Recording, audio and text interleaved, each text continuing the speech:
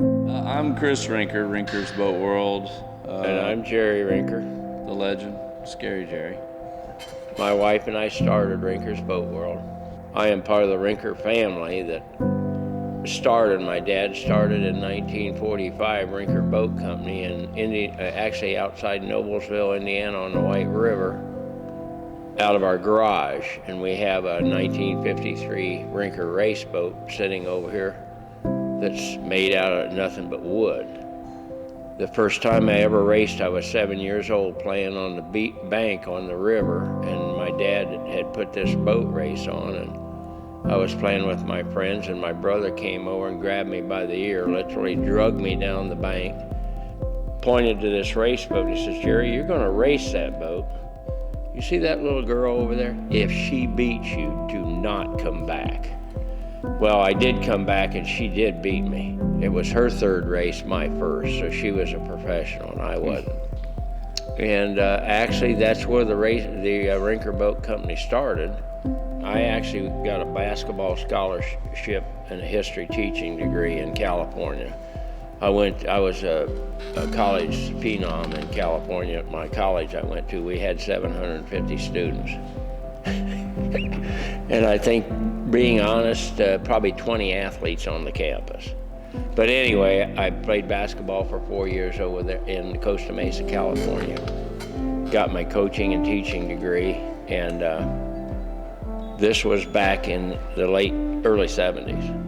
I went for one job interview. They had 13 openings, interviewed 1,100 teachers, or potential teachers, coaches. Teachers were a dime a dozen back then. And it was a situation where if you didn't have some pull with somebody, you probably weren't going to get a job. So I was working underground construction for $5 an hour and being paid cash. And my father-in-law had just started a business selling machinery here, steel fabrication machinery here in Houston. And he calls me and asks me, he says, "What are you going to do?" And I said, "I don't know." I wasn't really worried. We were pretty frugal, so we were doing all right. He says, "I'll pay for you to move to Houston. You bring Kit and Chris with you, and I'll pay for you to move." First grandson, you know. First grandson, and we'll teach you how to sell machinery. And this is when the oil field was really blowing and going. I mean, people were making money. They would come in and buy, and I got into the boat business. I'll tell you how that happened, but I had people come in and just write a check for, of course, the Rinkers at that time, you could buy a real nice Rinker for $40,000. Rig it, a whole rig. But anyway, I came here and spent about 3.5 years selling machinery that I knew nothing about. But the first year I sold 13 of these hydraulic iron workers that at that time only sold for like $7,500 each. But then the oil crutch hit really bad. I mean, this town went on its back. And my father-in-law kept telling me, he said, "Jerry, go out there and sell something." And I kept telling him, "Bo, there's something going on." And I went to a customer over by Beaumont's business and walked in there, and he said, "Jerry, I went to lunch one day, and when I came back, it was over. The oil industry shut down that quick." I mean, it was slowly coming, but when it really went bad, it went bad.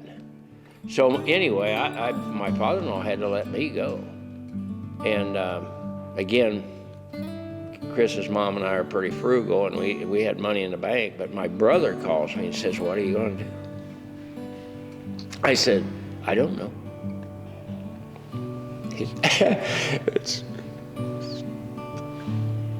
It's neat to talk about. Anyway, he says, "Find a place to lease or rent. I'll help you pay for it. Send your boats." We would go basically one boat at a time. We would drive to Indiana. I was young. Jump in a van, we'd go pick up one boat, we'd bring it back to Houston. This little road out here, which they're about to widen again, is 249. It was 149, Farm to Market Road. We put our phone number on the side of it, put it out there on a Saturday and Sunday they would call. We'd drive out, hey, somebody's looking at the boat. We'd drive out, it'd just be sitting there. I mean, on the side of the road, just a boat with a phone number, brand new. I mean, and they would call us, we'd jump in the car, run out, show it to them. After the weekend was up, each night we'd bring it and put it in our garage. So once the boat's sold, take another trip to Indiana. Another one. But we would use it while we were trying to sell it. We would use it too. There's always perks in the boat business. You can always take a boat for a ride, but that's how we initially got started. We were pedaling boats on the side of the road, and then my brother did say, "Find a spot, I'll back you."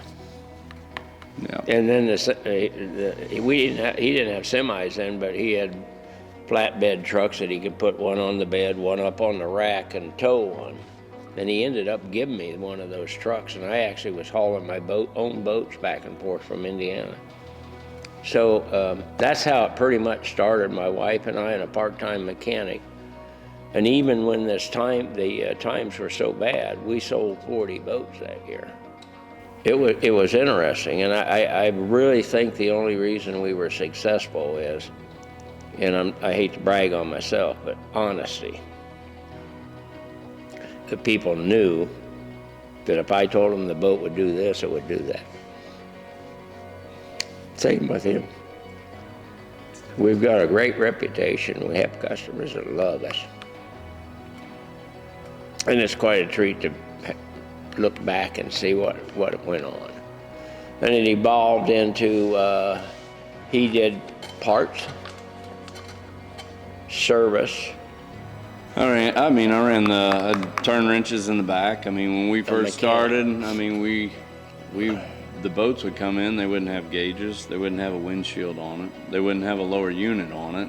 They'd come in, maybe we'd get one or two of them. I was 10, maybe 12, and we'd go back and stab a lower unit, bolt it all up, then we'd put batteries in it, then we'd have to put the windshield on, screw it down. That was a nightmare. Windshields was always a nightmare.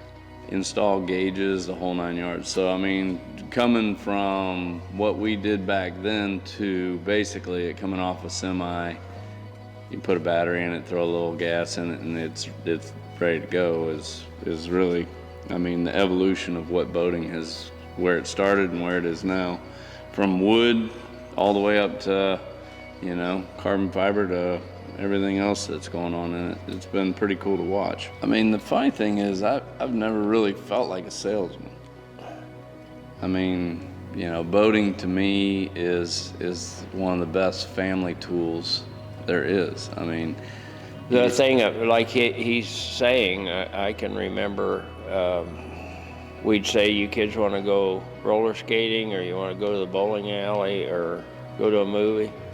And, they didn't want to be with mom and dad to do that. But the minute you mentioned, let's go boating, not only were they in, but all their friends were. So, and it was a good tie. A lot of people say it's a hole to put your money in a boat. But if you do it, and do it as a family, and I mean, the kids learn to ski or learn to wakeboard and stuff with him, taking them with him. And yeah, I mean, it is by far the best family tool there is. I mean, I can't emphasize that enough to people, and I don't, when I tell people that, I'm not selling them. And that's really the strongest thing. I mean, we, as a family have gone snow skiing, we've done, camping, we've done all kinds of really cool stuff. But at the end of the day, the thing that they remember most, and the time I remember the most, which I'm the buyer, I'm dad, right, is when we're all together in a boat. And, you go snow skiing and everybody's gone. You're on your own. It's great. You have a good time, but you get in a boat and you got a captive audience. Every child gets their own little time in front of the show. They get to do it, and everybody's, my son, when Tanner, when he was I don't know, maybe 9 years old. I mean, he was a kneeboarder. That was his deal, man. And nobody kneeboarded because that was his thing. And he had the kneeboard that you could put the handle on the front, right? And I got pictures of that dude putting the handle on the front and laying back and throwing his arms back. And I mean, he was, on top of the world. And everybody would, we still talk about that. And so, telling people, even like my daughter, we would go out, hey, Dad, can we go lake? Heck yeah, let's go. Bring your new boyfriend. Let's go. Let's go. Let's see if I like this guy. If I do, he's going to get a good little tube ride. If I don't, he's going to send it. So, and Samantha's always, hey, you're going to hurt him. I was like, I don't like him too much. It'll be all right. It'll be all right. So, The nice thing about that, too, is Tanner is now he's raced a couple races, and he's got the bug now. And now he's out of football. He's graduated from high school soon. Third generation boat racer. We're hoping that he gets serious about the tri-hauls and sees if he can beat his grandpa. That's probably one of the things I'd say is, my kids grew up doing athletics and football and baseball and all that stuff at the end of school is gone. If you start your family out with boating, it goes forever. It's like golf. My daughter's 26 and I'll call her and say, hey, we're going to the lake. All right, what time? I'm there, And there's not many things you can do that can draw back, your kids and family and everything and bring you all together, and you're all in this one confined little spot, and they're kind of trapped, but they don't know it. It's the perfect trap. Of course, we've raced boats all that time. John and Jan raced boats. Chris, when he was 16 years old, we went to Kankakee, Illinois, and raced. There was 22 of us, and out of 22 of us, it was myself and Chris and my brother Jan and a couple of friends of ours. And he's 16 years old, and there were 22 of us everybody there was older than he was. And I told Chris, before we got farther into the race, whatever you do, because once you fell off a plane, it was murder to get. And fortunately, he was very lucky. He in the next to last heat, or the last heat before the final, and these two guys made an illegal move and went back around to catch the clock, right? And they got disqualified, and it put him in the final. And it was really quite exciting because I was on the bank and my wife was sitting on the bank and his grandma. And they had 12 boats in the final, and all 12 of them are coming down the straightaway. The gun goes off at 0, and I don't think anybody had jumped the gun. But there was just a big wad of boats went into the first turn. And it's pretty exciting. He came out of the turn first.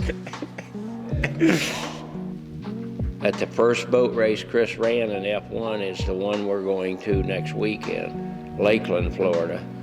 And he thrilled the crowd. He's coming down the straightaway and another guy's right beside him. The other guy bumped him and his boat goes up in the air and does a 360, literally right over the top of the other. Now this is 107 mile an hour. And he did a complete flip and landed right straight up. And he idled around the turn. Well, he did put a hole in the boat, and we pulled him off because we didn't want to ruin the boat any further than that. But that was his first experience in F1, and now he's, after the whole year, he's a rookie, and there was, how many total boats registered? 36 total F1s in the country, and with NGK. And he ends up getting 5th in total in points, and crashed in Toledo. He did this he blew the boat over in Toledo and broke it in half.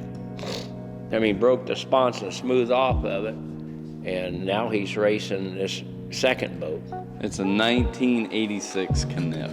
And the funny thing is, we're actually competing against brand new extremely expensive carbon fiber product that is, I mean, Some of these boats are $55,000 just for the base boat. boat. I mean, that's just bare bones, then you motor and then you rig and do all this kind of stuff, and you don't have trailers. These people are pulling up in semis with 2 boats stacked inside them, carbon fiber. They are spending a lot of money, and we're running 1986 model, 87 model canoes. Wood. That are, you know, all wood, handcrafted. It's a work of art. But we're actually performing and outperforming all these high-dollar carbon fiber boats. So that boat's actually probably one of the top performing boats on the water. Rough water, you know, turns. There's a lot of boats that look really good and are super fast, but the drivers can't handle them in the turns. So they come into a turn at 110 and they go to turn it and it doesn't turn, which at Gulfport, I found that out. And the guy come in at 110, and I made the turn, and he attempted the turn, but didn't. It That's went right the second race he was in. Went right through the side of my boat. That was right after the barrel roll. Yeah, so my wife was not real excited T-boned him. about F1 racing after this. She's like, this is not what I signed up for, you know, so. But we got that boat fixed, and Yeah. continued racing, and as I said, he ends up getting 5th in points, being a rookie, and won Rookie of the Year. Well, again, Chris was a national champion at 16, and we piddled around with racing the mini Grand Prix and got into Sport C, which was the next class up that had trim. At least you had trim on those boats. But it's evolved from the most active thing that I've been in, and even he, the most exciting thing is racing the tri-hulls, which I'm still racing. By the way, I'm 76 years old, and I'm a national champion this year. And but he High points champion last year. Been high points champion Couple, like two or three times. The one thing pretty cool I think about our family and the heritage in the boat racing. I mean, it continues. I mean, my uncle's 88 years old. He flies in, and there's an entourage that shows up with him that's all Rinkers. And I mean, and then there's Rinkers in Florida that show up that didn't come in on the plane. He's chartering a private jet, and they fight for the 7 extra seats. It's a family affair. 2002, we started with Skier's Choice. That was kind of a unique story. I mean, I had gone through being a mechanic for 5 years. I ran service department for about 5 years. In 1996, 1997, I ended up, fortunate enough to kind of take over the store. And somewhere in 2002, there was, these inboard things I kept hearing about, and it was pretty funny. I called and talked to our boat trader girl, and she was like, yeah, there's a, Moomba you might look at, and maybe, didn't really say anything about Supra at the time. And so I called Skier's Choice, and I think I talked to Dan Miller. Yeah, we'll do that. How about taking a couple Supras? I was like, I don't know about that, man. We didn't know anything about the boat. Like, selling them or Supra. He said, come on, man. Just take one. And I was like, yeah, all right, we'll try it. And so we end up going to the boat show. We end up selling a couple Supras. We end up selling some Moombas. First inboard comes in, first Supra, I go take it and deliver it to a private, ski lake. And customers on the dock, and I back that thing off the trailer, and I'm backing, I put it in reverse, I'm backing up, and I'm like... They'll back up like a stern. And I look back, and the guy's laughing on the dock, and I put it back on the trailer, and I was like, hey, I'm sorry, but they did not connect the steering cable. This is my first delivery, and I was embarrassed, right? And the dude was like, have you ever driven an inboard before? Nah. No, I haven't. Why? He goes, they don't steer in reverse. I was like, so we're good? He's like, yeah, let me drive it. So Took it for a spin. Guy loved it. Sold it. He bought probably 2 or 3 boats from us after that, and well, that was kind of the start. And we've seen the product go from, you know, dirt floors to state-of-the-art plant that is building incredible products. So we've watched that grow from nothing to something pretty substantial and amazing. So the interesting thing about that was he never told me anything, and my office was over there at that time. we shared an office. And I'm sitting in the office and I saw this semi pull up. And it was a load of ski boats. I went over to him and said, "What the hell is going on?" "Oh, Dad, it's the most hottest thing going on right now, and I ordered a semi load." I knew nothing about the order or anything. I don't think I even remembered he went up there. But it was secret. It was top secret. It was one and of it was the best, one of the best things we ever did. And I think I've kind of mentioned it a couple times, but a lot of the things that had put us just happened. It was like a gift. It just appeared, and we found out that the guy in Beaumont that had Sea Hunt was in financial trouble and fixing to file bankruptcy. Him and I talked about it, and he says, "I'm gonna call him." So he gets him on the phone and he says, "My name's Mr. Rinker, and we'd like to have your boat line." "Well, we already have a dealer." Chris told him, "You might want to check because the guy is in financial trouble." He had actually given a salesman, paid the salesman their last check and said, "We're closing the doors." Well, the salesman called me and said, "Hey, just want to let you know, so-and-so's locking up." I was like, "Wait a minute, that's a Sea Hunt dealership." We've been kind of watching them a long time. Marine Max had them for years. They were doing 100 units a year in Houston. And dropped them. And basically, they ended up separating or whatever. But anyway, they became available. I called them, and just like he said, I was like, "Hey," told him who we were, and I said, "I'm really interested in line." He said, "Well, I appreciate the call, Chris, but we got a dealer in Houston. We're good, man." I said, "No, you might want to call and check on that." He said, "All right, what's going on?" I said, just give him a call." And so 20 minutes later, he calls back, "I'll see you Monday." We got on a flight, came in, we put the deal together, and that was the first year, I think, kind of when the recession started to happen. And we brought in Sea Hunt, and we had, of course, Super and Moomba, and we had Rinker at the time, and JC Pontoons, I think. And the bottom dropped out of the market, right? It was tanking. And this was in 08, though, wasn't it? It was 07, 08, right there. Yeah, it wasn't the bad recession when we started this business. It was the second one. Right.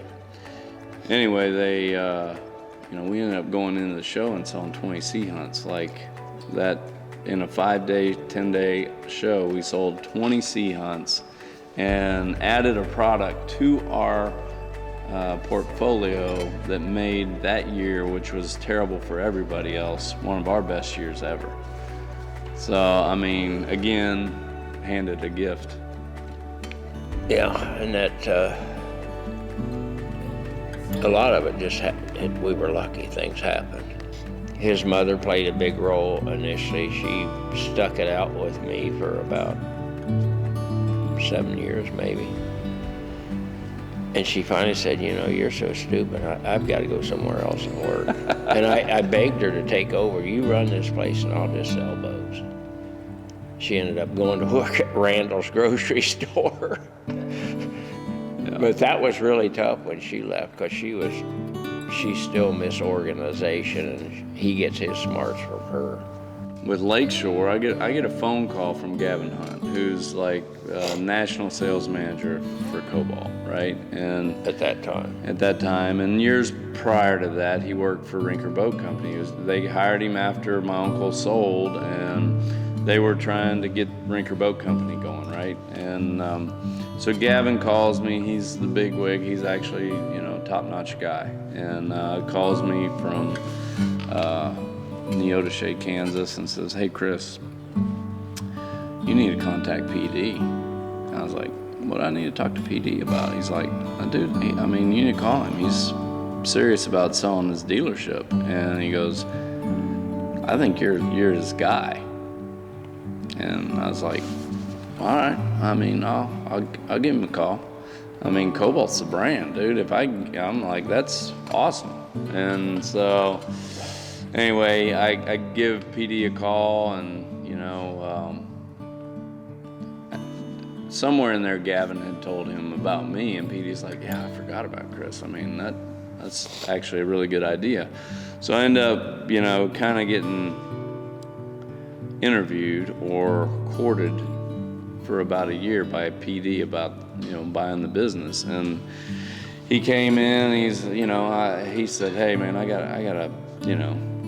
got other people really interested." And he said, there were people from all over the country, because it was a Cobalt dealership, that was interested in trying to get their hands on it. Yeah, and he calls and he goes, "Hey, I just want to let you know I got a guy flying in.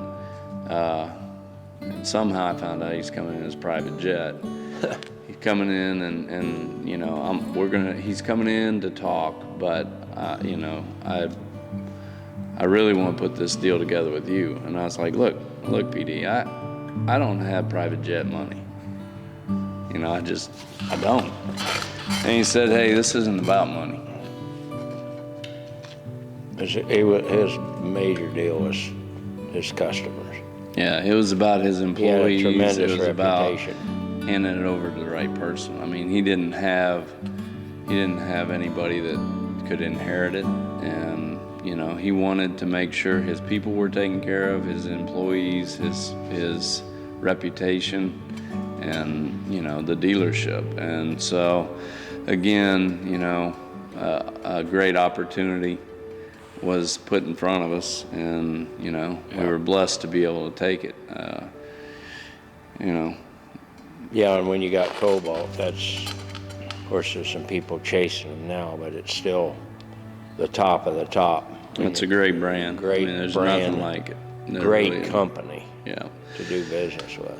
And then I guess probably just over a year after that, he passed away.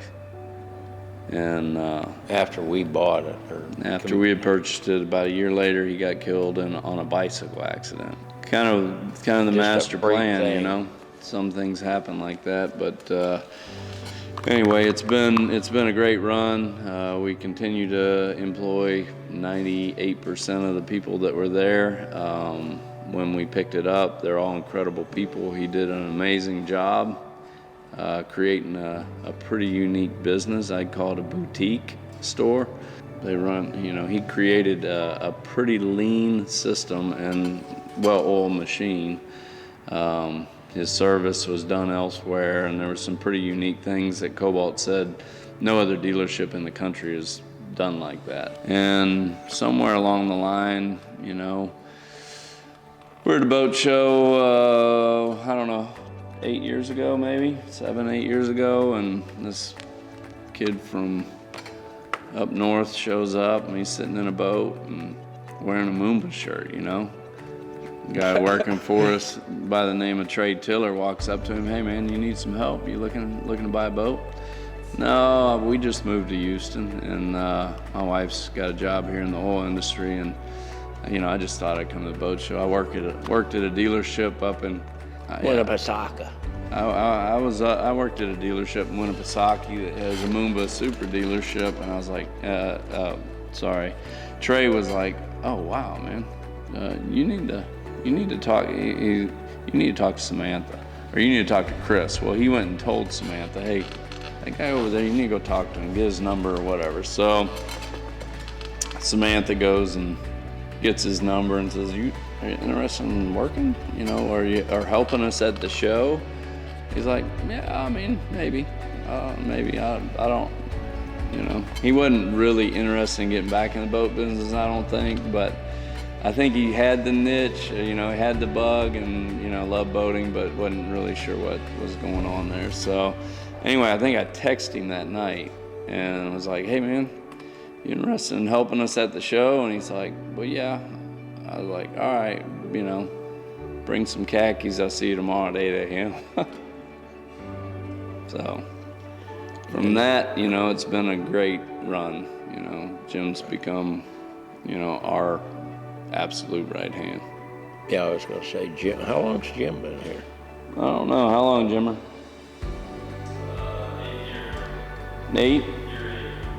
8, and Amy's 10, or got to be close. Another really good story. Amy's been a godsend too. So I mean, we've got. She's a pain, but.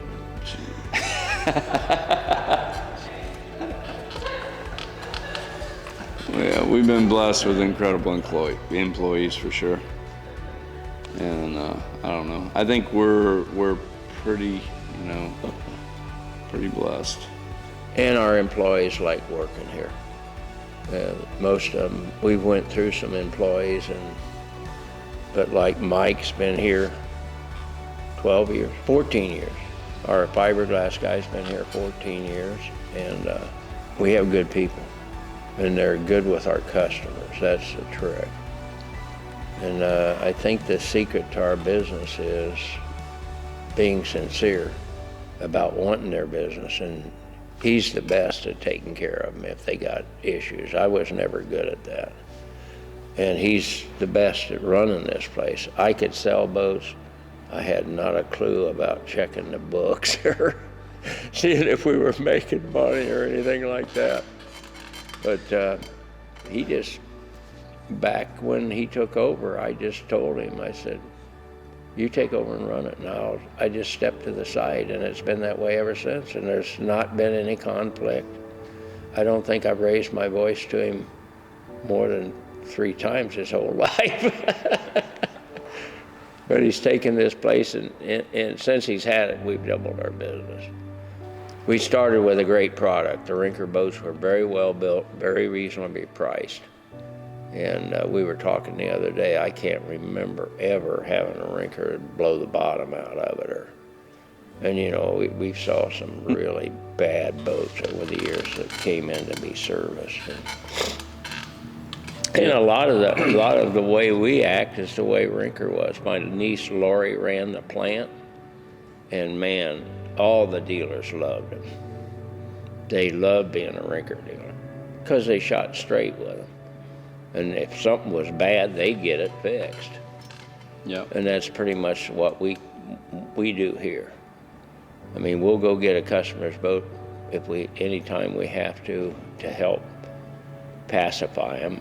You know, you always have some issues, and you always have some customers that are bad customers. But we get through that, and our help helps us get through it. And I think that's the secret to our store. We're not high pressure. I mean, one of the things that we as a dealership and as a team, our goal is to put the customer in the right boat.